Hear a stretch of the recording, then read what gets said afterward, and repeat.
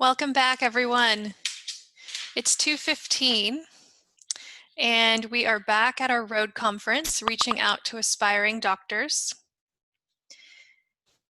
Our next session is titled Financing Your Medical Education. And I just want to give you a couple reminders. This session will be recorded, and any questions that you may have, you can enter into the question and answer feature, and we'll get to them at the end of the presentation. So it's my pleasure to introduce our presenter today, Julie Gilbert. Julie is a Senior Education Debt Management Specialist for the Association of American Colleges, the AAMC. And she works specifically for the FIRST program, which stands for Financial Information Resources, Services, and Tools. She's been with the AAMC for 8 years and has over 20 years of experience working in the field of financial aid, debt management, and financial literacy. Julie attends and presents at pre-med career fairs and student and resident conferences.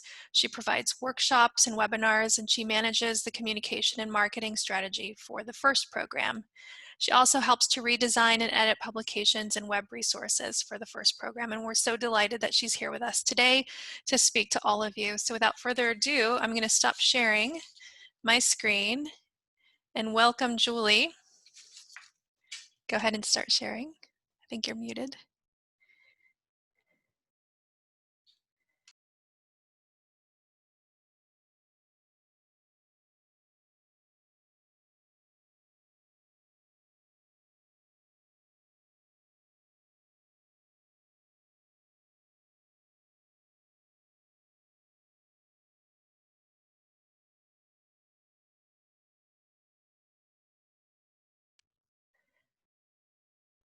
I'm sorry, Julie, we can't hear you.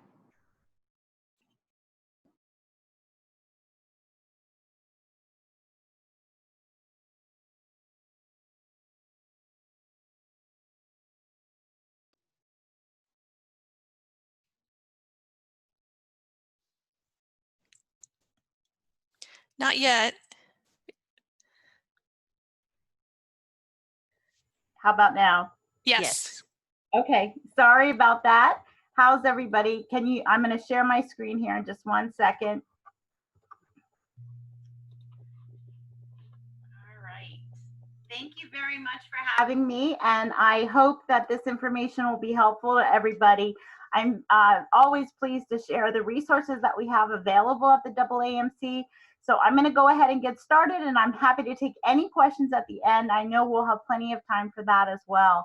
So as you heard, I am with the FIRST program, which is part of the AAMC's Office of Student Financial Services.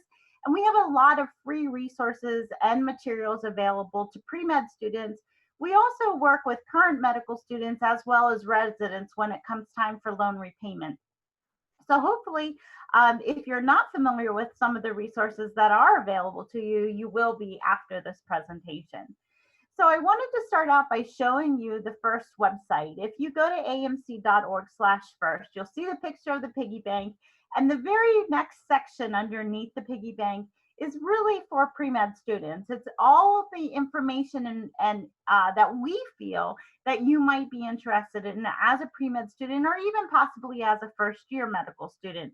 We of course have other options as well as you progress in your medical school journey. So I hope that you will check those out.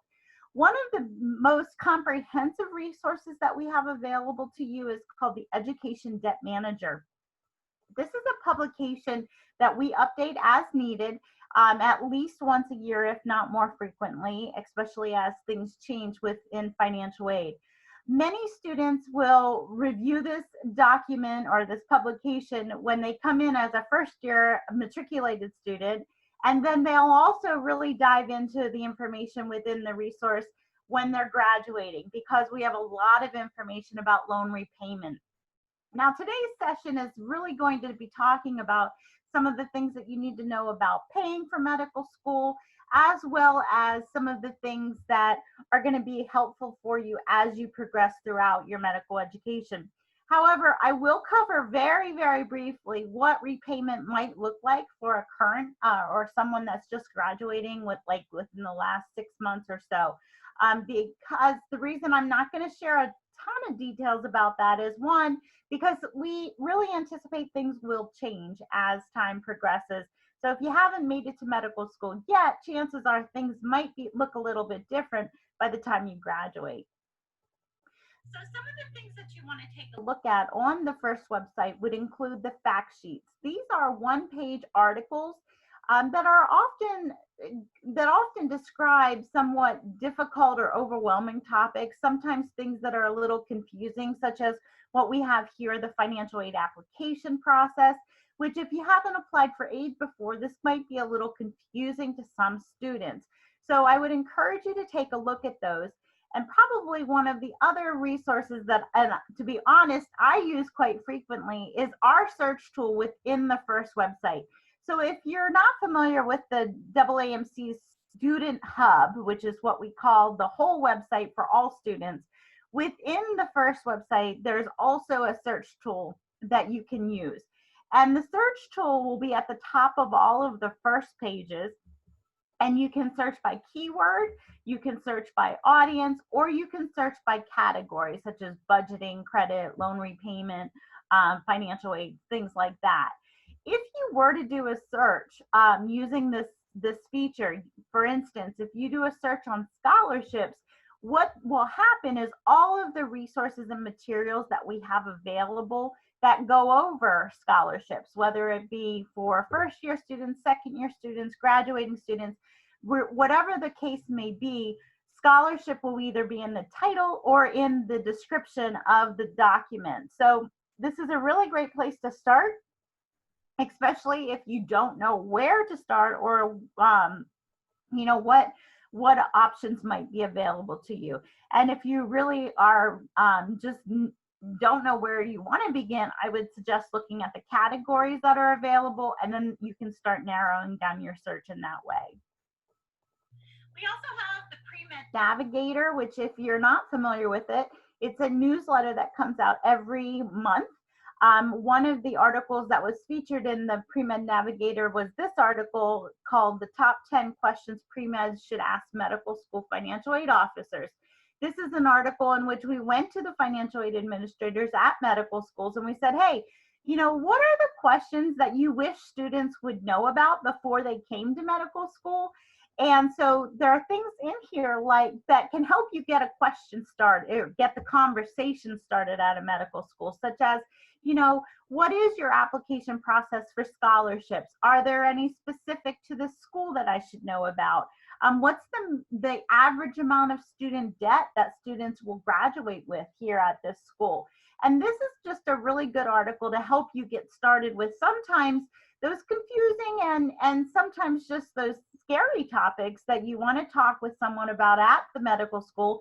Perhaps you're doing an interview with admissions, and then maybe it's time to set up a time to talk with the financial aid office as well. They're going to be the best resources for you when you're concerned and thinking about finances, because they're going to be able to tell you what is available specifically to students at that particular school. I also wanted to introduce you to the Financial Wellness Program. This is a general financial literacy program that is for anyone. So you can be a pre-med student, you can be a medical student, a resident, you could be a parent and an advisor. All of the information that's found in this program has to do with basic financial literacy information, such as crediting, budget, understanding your credit report, tax information, lots of things that we feel that most consumers need to know about at some point in their life. You may need information at different times. It's not a one size fits all for everybody at every single moment. But I would encourage you to set up an account. It's free to do. And then you can access the different courses that are available. There's also tools and calculators and different exercises if you want to increase your financial literacy knowledge. So it's just a great resource that's available to all of you. All right, so let's dive into the financing part. And let's start by talking about how much is it actually going to cost you to apply to go to medical school. Well, what I did is I went and took a look at all of the expenses and tried to come up with a range of what it might cost a student to apply to medical school. Because as we know, it's expensive to attend medical school, but you also have to put out some monies prior to getting there as well. And so some of those things might be, if you choose to participate in an MCAT prep course, maybe those costs could range anywhere from $500 up to $2,000. Or maybe you just choose to use the AAMC's low cost resources, which I show an example here. We have a bundle available for $294. But you might also choose to do a preparation in your own way that free, because we have a number of testing resources that are also available for free. You might, the MCAT registration fee, that's going to be pretty consistent, so $320. If you would choose to get a subscription to the medical school admission requirements database, which can help you figure out which schools might have or might be the best fit for you based upon their mission, what your goals are, what kind of a demographic you're looking for in a medical school.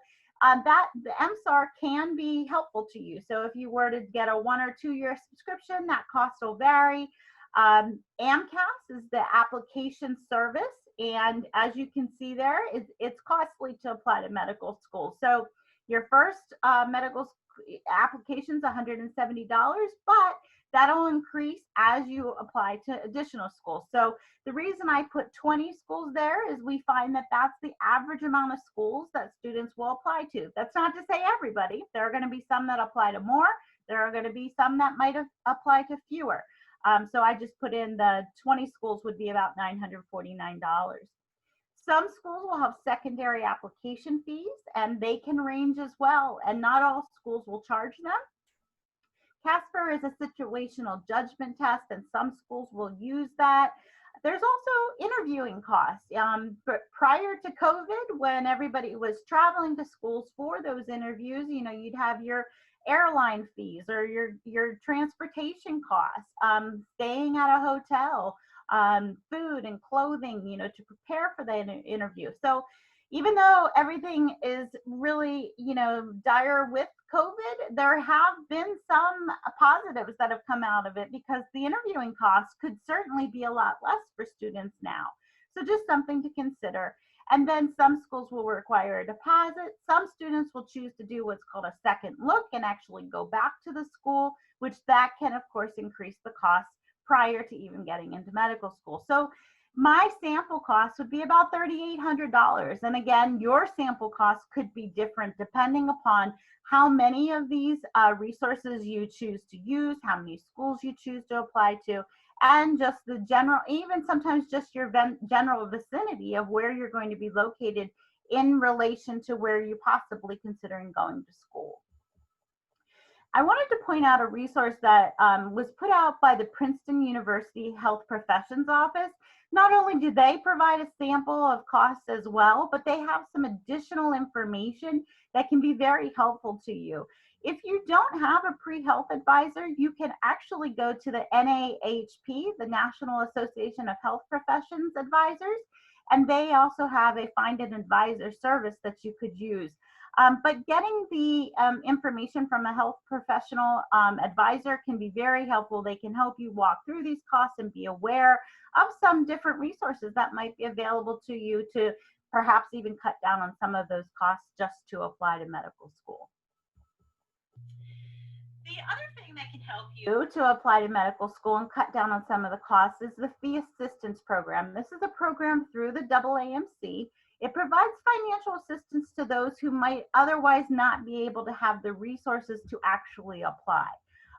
So the way that the fee assistance program works, there's of course, just like any program, there are going to be eligibility requirements. You can see the first eligibility requirement has to do with citizenship status and whether or not you would qualify based upon your status as an eligibility requirements for that. The other thing that's determines your eligibility is based upon the Health and Human Services poverty level and their guidelines. And parental information is required for the fee assistance program, regardless of whether or not you're independent, dependent, if you're married, if you have children. Parental information is required for this program. Now, one of the things that I want to point out is the expanded income eligibility requirements that were changed this year due to COVID. Prior to 2020, you had to be at 300% or less of the poverty guidelines, but that has been changed for this year, and now it's 400% or less. So we've expanded the eligibility range for people. And if you did apply and you were not eligible, we encourage you to reapply, because they are looking at applications again based upon this increased eligibility range, based upon the Health and Human Services poverty level. It can take up to 5 business days to process your application, but in all actuality, that's pretty quick to find out whether or not you qualify for the program.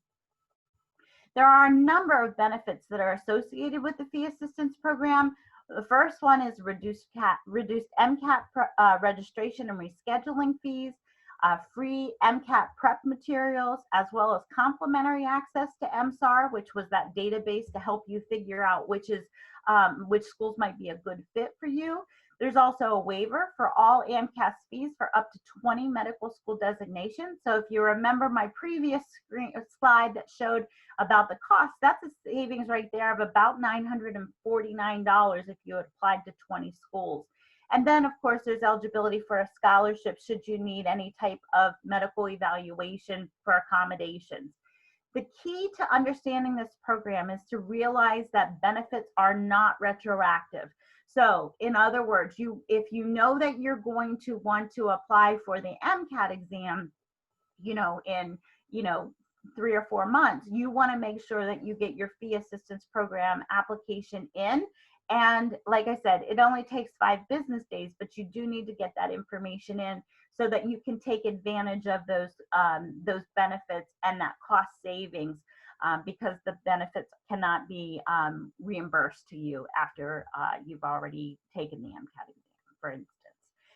If you do need help understanding the application process, or if you were denied previously and you need to reapply, or if something has changed in your financial situation due to COVID, such as a job loss, things like that, you are encouraged to reach out to the fee assistance program staff. You can call them, you can email them, you can even tweet with them, and there's additional information on the fee assistance program website. So I encourage you to check that out. All said and done, if you were to take advantage of all of the benefits that are available through the fee assistance program, it's a savings of over $2,000.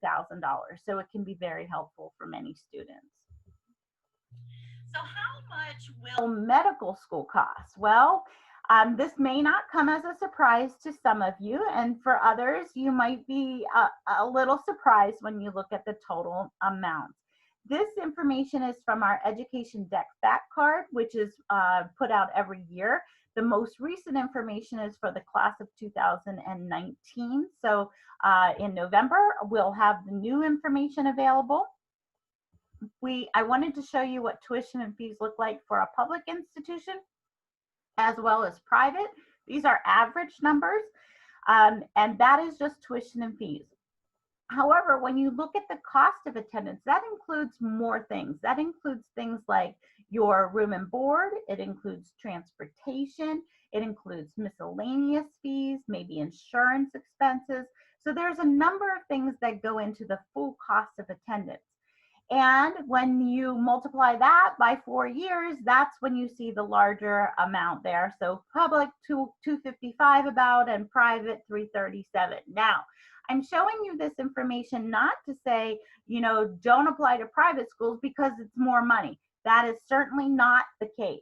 You want to apply to the schools that are going to be a good fit for you, that are going to be able to provide you with the education that you feel is important in order for you to obtain your education and then further your career.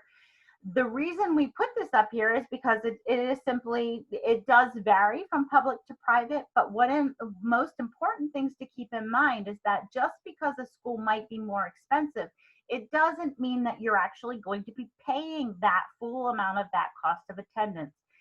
The school might have some scholarship or grant opportunities available to you through some type of an endowment.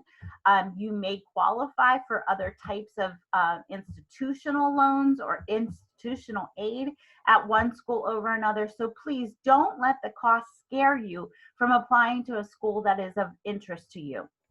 I just simply want you to understand that there is more involved in the actual cost to attend medical school other than just tuition and fees. So how do you apply for financial aid as a medical student? Well, it's going to be very similar to what you did if you took advantage of financial aid as an undergraduate student.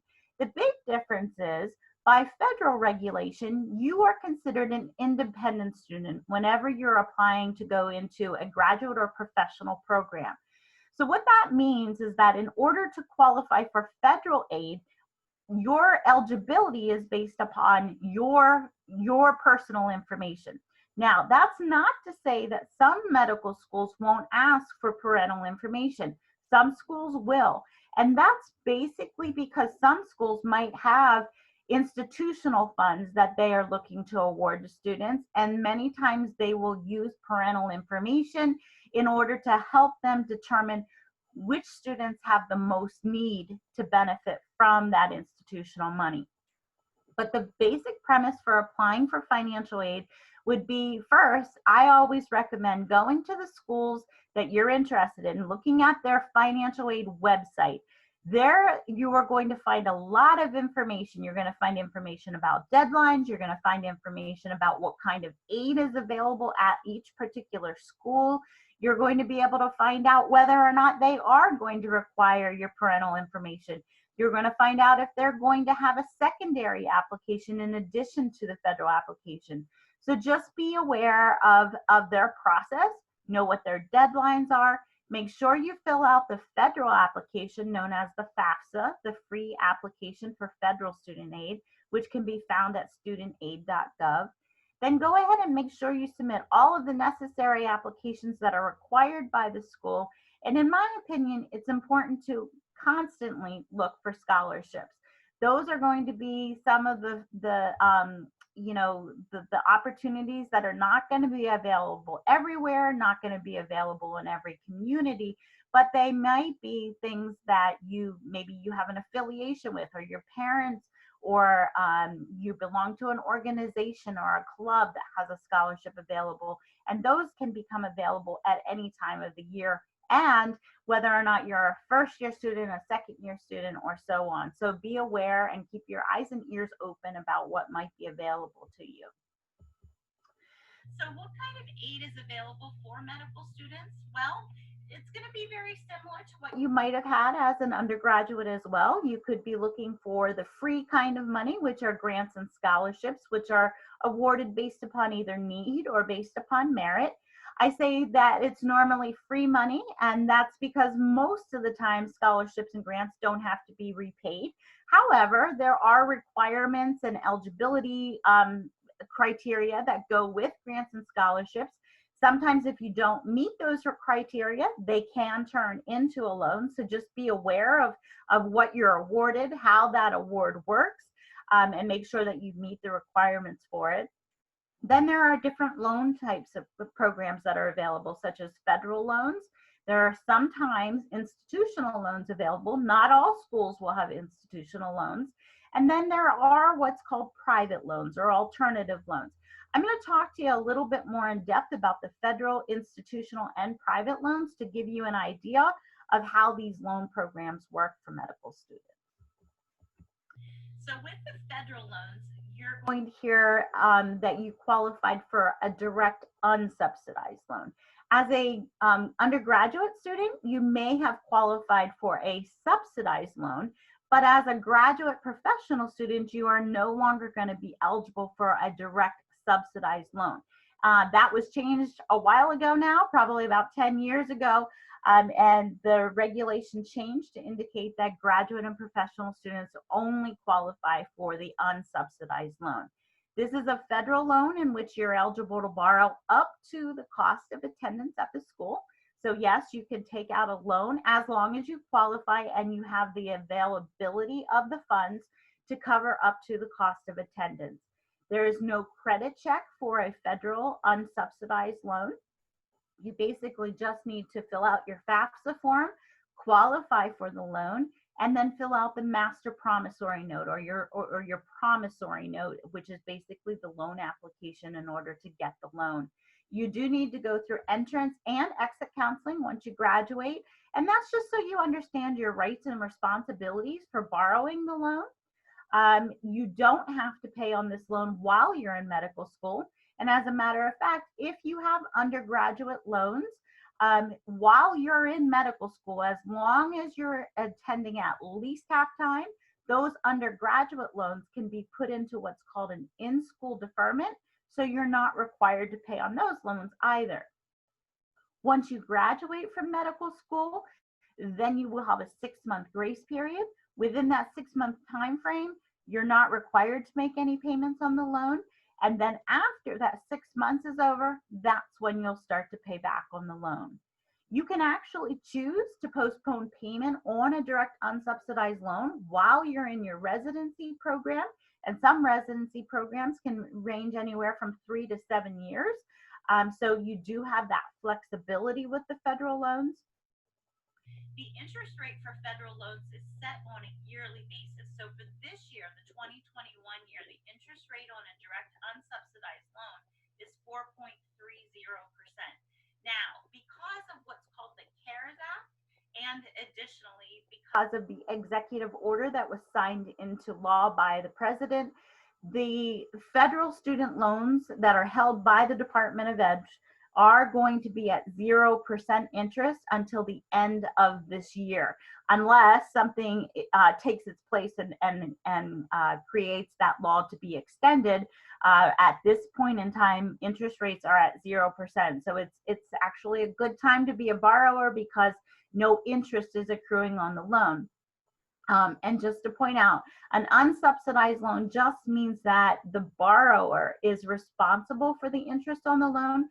So essentially what happens is when this loan is borrowed and the monies are dispersed to the school, then interest starts to accrue on the loan. And that interest, it's not that you're not required to pay on that interest while you're in school. It actually just sets off to the side, but you are eventually going to be responsible for repaying that interest on the loan.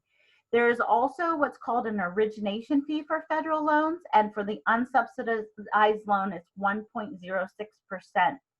And all that means is that, let's say you were going to borrow $10,000, the federal government would take 1.06% of that $10,000 off of the loan amount before it's dispersed to the school. So it's essentially a loan fee in order to take advantage of the federal unsubsidized loan program. If the unsubsidized loan does not provide enough funding for you, then you could look into what's called a Direct Plus loan, which is also a federal loan. One of the biggest differences between an unsubsidized loan and a plus loan is the cost. For the 2021 year, as long as the CARES Act wasn't in place or the executive order, the interest rate on a plus loan would be at 5.3%. So it's 1 percentage point higher than what the unsubsidized loan is. The big difference here is the origination fee. It's 4.24% for a plus loan. You don't have to pay on this loan while you're in school either. You'll have a 6-month grace period. And then after that 6 months is over, after graduation is when you would start to pay on this loan. Or unless you chose to do a forbearance, which would allow you to postpone payment during residency. The other big thing that's different between an unsubsidized loan and a plus loan is that this loan is required to do a credit check. So the Department of Ed will take a look at your credit worthiness in order to determine whether or not you're eligible for the loan. If for some reason you are denied for the loan, you could potentially get an endorser, which is like a co-signer for a Direct Plus loan. Okay. Sometimes you are going to see what's called an institutional loan on your award notification from the school. And this is basically a loan that is given to you by the school. Many times it is provided through an endowment from the school, from previous graduates. If you are awarded an institutional loan, many times these loans are going to have great benefits for you. Some of the benefits could be whether it might be a lower interest rate than what the federal loans would be. There's likely not going to be an origination fee for the loan. Sometimes the loans are subsidized, meaning that the school is actually paying the interest on the loan for you while you're in medical school. Sometimes that subsidy can continue throughout your residency program. Sometimes these loans offer deferments throughout residency as well as medical school, so there can be some really great benefits associated with an institutional loan. So if you are awarded an institutional loan, I recommend that you understand the terms and the benefits of the loan program. I would also recommend that you talk to the school and make sure if you are awarded this for your first year, is it something that's going to continue for your second, third, and fourth year as well? That's a question to ask up front, and just be aware so that it can help you plan financially for the years to come. And then the third type of loan that some students might take advantage of is called a private loan. Now, we will normally recommend borrowing through the federal loan programs and institutional loan programs before looking to a private loan. And the reason for that comes down to flexibility and borrower benefits. So one of the reasons that a lot of people will say, well, a private loan sounds really good, and it might be the best option for some people, but not for everybody. Many times private loans are going to have lower interest rates than what the federal programs do. They may also not charge an origination fee or a loan fee, and that's great. However, what comes into play sometimes with private loans is the repayment options that are available. So with the federal loans, I had mentioned to you that you have a 6-month grace period before you have to start paying back on the loan, unless you choose to continue with a postponement of payment through a forbearance. That's not always available on a private loan. So they might have more stringent requirements for repayment. They might require that you make a payment during residency. So I'm not saying not to look at them. I'm just saying understand the differences between private debt and federal debt. And once you understand that and you can ask the questions, then you'll be able to better evaluate what's going to be the best option for you. We do have a fact sheet out on the FIRST website that talks about the differences between federal and private loans. May also give you some ideas of some questions to ask if you are thinking about a private loan. So what do you need to know about your loans? Well, as you heard, I talk to pre-med students a lot, but I also talk to graduating students. And one of the things that a lot of graduating students are always surprised about is the fact of how interest works on their student loans. So I wanted to make sure that I talk to you about this so that you have the awareness of how these loans will work if you should borrow under the federal loan program. So I use the $200,000 amount because that's the median amount of debt for this past year's graduating class. So if you were a 2020 graduate and you borrowed $200,000 to attend medical school, as I mentioned, because these loans are unsubsidized, both the unsubsidized loan and the Direct Plus loan, that means interest started to accrue on the loan once the loan was dispersed to the school. So as soon as you start borrowing, interest starts to accrue and it's set off to the side, okay, which is what my jars are, okay? So you have the principal amount that you borrow, and then if you were to borrow every single year and that interest accumulated for the previous 4 years, a 2020 graduate would likely have about $26,000 in interest that accrued. Now that's if they didn't pay any of that interest. You see, interest continues to accrue and you will receive an interest statement from your servicer quarterly. At that point in time, if you have the means to do so, you're welcome to pay on any of that outstanding interest, but you're not required to do so. Then what happens is once you graduate, you'll have 6 months of grace, okay? So during that grace period, you're not required to make any payments, but interest continues to accrue. So if you graduated in 2020, about another $6,000 would have accrued in interest during your grace period.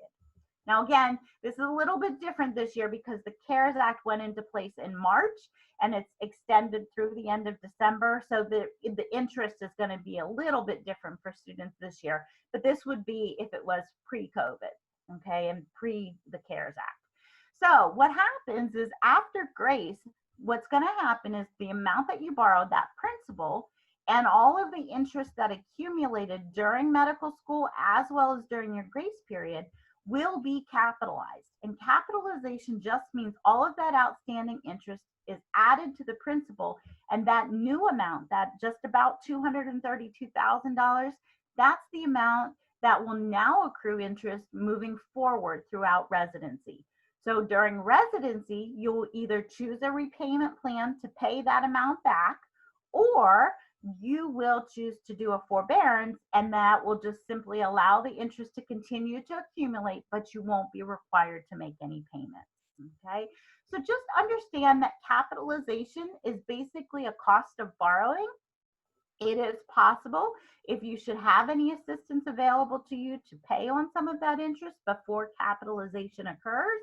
However, we understand that most students are borrowing to pay to go to medical school, so they likely don't have that extra money to pay on the interest as well. So just understand that it's your right, it's your option if you should have the ability to make any payments. So will you be able to repay your loans, and how long will it take you? That's one of the questions that we are asked a lot during the presentations that we do for fourth-year students. And the answer is yes, you will be able to repay your loans. And how long it takes is going to be dependent upon you and how you choose to manage your debt. So what I'm going to do is show you an example. And again, I'm not showing you this to overwhelm you or to make you really concerned about repayment. I just really want to put it into perspective for you that if you were to graduate this year, this is what repayment could possibly look like for you, to show you that it could likely be affordable for you depending upon your financial situation. So if you borrowed $200,000 and you graduated in May, and let's say you have a 3-year residency, during your residency as a first-year resident, the median amount of a resident's salary this year is about $58,000. And then for this resident, we're going to say that her salary after residency is going to be about $190,000. So what does repayment look like for somebody in this situation? Well, keep in mind, as a resident, if you're earning $58,000, that means your net income is about $3,500 a month. That's the amount after taxes. And then when I become a practicing physician post-residency, my salary is going to jump up to $190,000. So I'm going to have about $10,000 in net income. So keep that in perspective when you look at these numbers. So if you were the student that decided that you didn't want to have to make any payments during residency, you could do a forbearance. And that just means you're not required to make any payments at all. And then let's say you chose to pay your loans back in somewhat aggressive manner, and you chose the standard repayment term. That repayment term is 10 years, okay? So if you take your 3 years of your residency plus the standard 10 years, that means that you'd be making a payment of about $3,100 a month after residency for 10 years. Your $200,000 would be paid off at the end of that 10 years, and you would have paid a total of $367,000. That includes all of the interest that would have accumulated during medical school, as well as the interest that accumulated during residency when you were in a forbearance, okay? If you chose to go with one of the income-driven repayment plans like pay or repay, these are plans that allow a borrower to make payments based upon their income. It doesn't take a look at how much debt they have when it determines the monthly payment. So for both of these plans, pay and repay, it's taking 10% of your discretionary income. So when I'm making $58,000, my payment's going to be around $320 a month. Post-residency, when I'm making $190,000, my payment's going to start out around $1,500. Likely, while I'm as a post-resident, likely my salary is going to continue to go up every single year. So I could eventually be paying maybe $2,300 or $2,400 a month.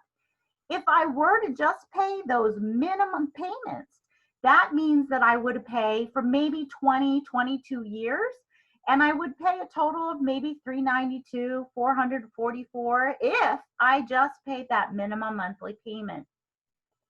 With both of these income-driven plans, forgiveness is also an option if you get to the end of repayment term and you have a balance remaining on your loan. In this example, the pay example, at that point in time, when I reached the 20-year term, which is the limit for pay, that says that I had $81,000 left on my student loan, and that can be forgiven. Now, I'm going to have to pay taxes on that, but it's a forgiveness that's afforded based upon that income-driven repayment plan. Again, these are just two options that exist now. We don't know what the future holds. There's likely going to be some changes because of the Higher Education Reauthorization Act, which happens every few years. It's been delayed, so it's been supposed to happen the last couple of years, and that didn't happen. So I do really truly expect that there will be some changes coming down the pipe.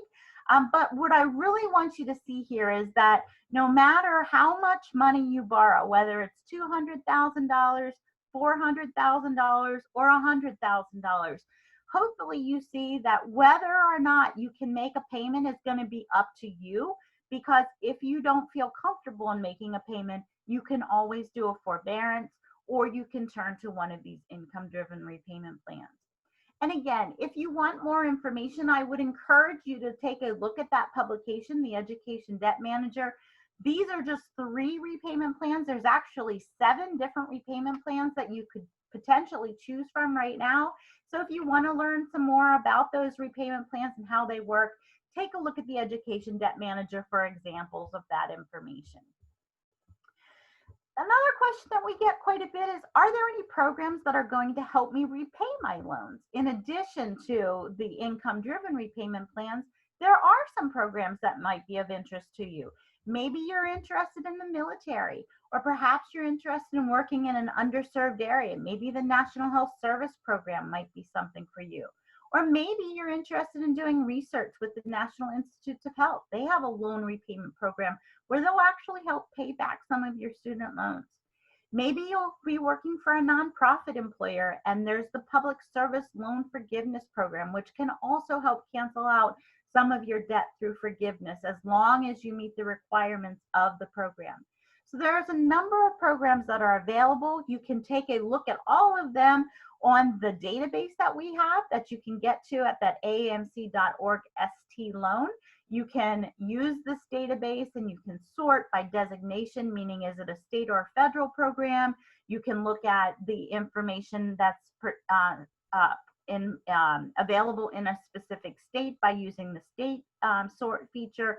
And you can also sort this information by the program type, meaning is it a loan program? Is it a scholarship? Is it a loan repayment assistance program? So I really want you to just know that there's a lot of resources available to you. I know this is a lot of information, but we really encourage you to go out to the FIRST website, take a look at the information, the resources that are available to you. If you have questions, please feel free to reach out to me at that first@aamc.org. I'm happy to answer any questions that you might have, but we do have some time here, so we're going to take some questions as long as you can stay with us. Thank you so much, Julie. We do have a number of questions in our chat, and some of them you may have covered in your presentation because they've been coming in all through the time, but we'll go ahead and read through them. Has the AAMC ever thought of reducing prices for the MCAT or the AMCAS application, as this is a high burden for some unrepresented and low-income students, even with the FAP awarded? Right, I understand that. And yes, the AAMC is always conscious of the cost, and that is something that they continue to look at. As a matter of fact, due to COVID, because of all of the financial ramifications that that has had, we've made a number of resources available that weren't available previously, such as MSAR. You can now access that program, that information. If you go out to aamc.org/students, you will be able to see the information that's made available currently to students. Do you have any advice or resources that could help with the application and appeal process for the FAP? I would recommend, I don't specifically work with the FAP program, but what I would recommend is to reach out to them directly. There's the service number that you can call, you can email them, or you can actually get to their information on the FAP website, which is aamc.org/FAP, and there's a form in which you can submit information and get in contact with a staff member there. When is the best time to apply for the fee assistance program? We certainly want to apply prior to needing it. The application actually opens up in January and closes in December. So if you just make sure that you work backwards, meaning you applied before you need the benefits. What if we are planning on attending a post-bac? How would we be able to finance the program? That's a very good question. I would recommend that you reach out to the post-bac program. Sometimes post-bac programs might be eligible for federal financial aid. Other times they are not. So you would want to talk with them about funding opportunities. Sometimes if federal funding is not available, that is where private loans do come into play.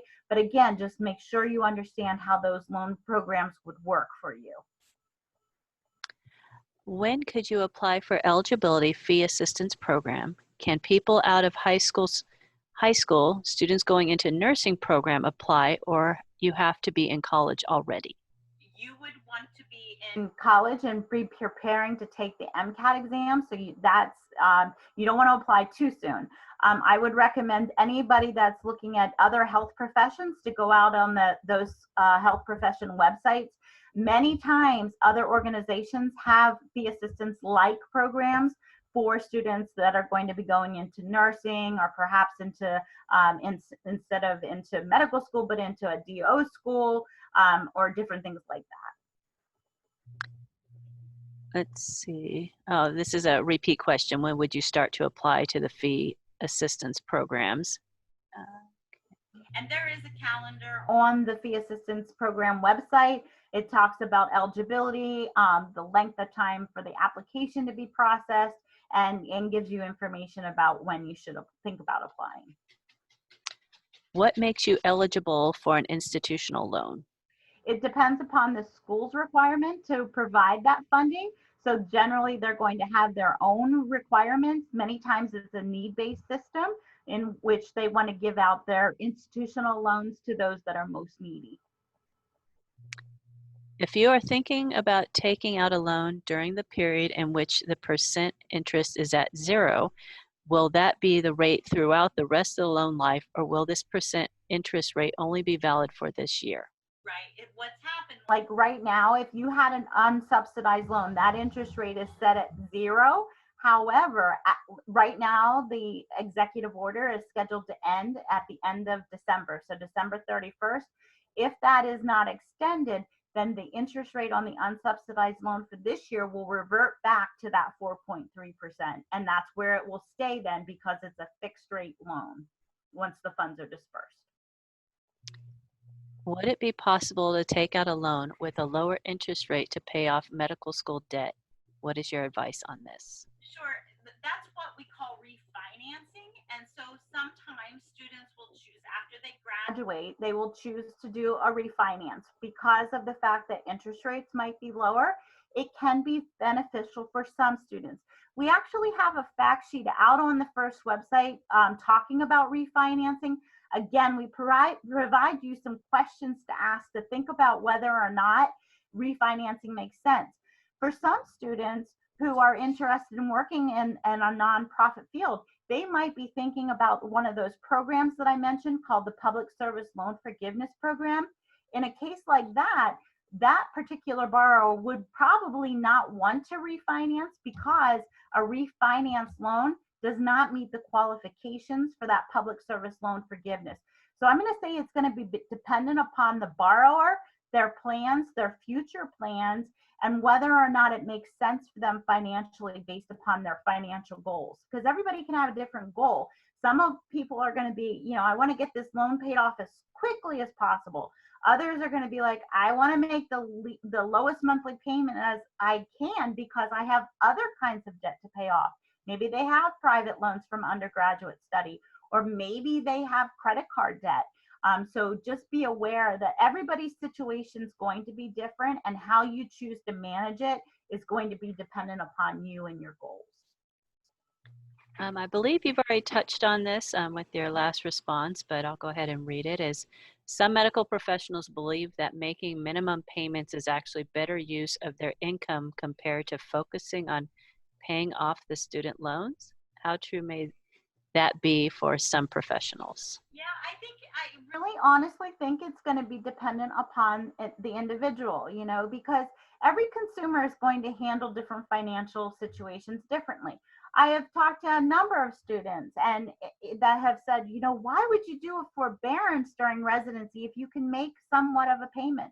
Well, that might be true, but I know you guys a lot of you are in California, right? So think about it this way. If you are making $58,000 and your net income is $3,500 a month, okay?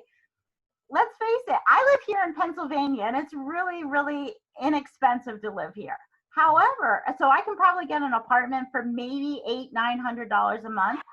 You're probably saying, wow, it's like $1,200, $1,500, $1,800 for me per month. Well, when you subtract that out from that $3,500 a month, and then you need to pay for things like your food, and you need to pay for transportation expenses. And if you're married or you have children, you have additional expenses, not to mention if you do have any other kinds of consumer loans. That $3,500 might be used up very quickly in a situation of a higher cost of living area. So for somebody, a forbearance might be the best option for them, where they can then say, I'm going to be aggressive and pay back my loans faster once I make more money post-residency. So again, it's all going to be dependent upon the person. Okay, and we have one last question here. Are repayment assistance programs only for people who have taken out government loans, or is it only for people who have taken out any kind of loan? That's a very good question. It's going to be based upon the program. So there are some programs that will say they're only going to forgive or help repay federal loans. There are other programs that will say it will be any kind of consumer loan. So whether it be a private loan or a federal loan. So that's a very good question, and a very good question to keep in mind if you are thinking about going with other alternative types of financing, because eventually, if it's not a federal loan, there could be some difficulty in getting repayment assistance for it if that program has that built into their requirements. Okay, well, it looks like one more just popped up, and let's see. How can one determine whether a potential place of employment is a nonprofit in order to qualify for the Public Service Loan Forgiveness Program? That's an excellent question. Actually, what happens with the Public Service Loan Forgiveness Program, you fill out what's called an employment certification form, and the employer fills that out as well. That is sent into the servicer, which is Fed Loan Servicing for the Public Service Loan Forgiveness Program, and they will be able to tell you whether or not that employer meets eligibility requirements. It's based upon how they're set up for tax code, and you also still have to meet all the other requirements for that program, such as you have to have eligible loans, which are direct loans only, so direct unsubsidized and direct plus loans. You have to make the correct number of qualifying payments, which is 120 on-time monthly payments. You have to be working full-time for a qualifying employer, and it's not where you work, but it's who's paying your paycheck. So that's very important to understand. You can get more information at fedloanservicing.org. You can also go out to the PSLF help tool on studentaid.gov, and you can find more information about what makes an employer an eligible employer. Wonderful. Thank you, Julie.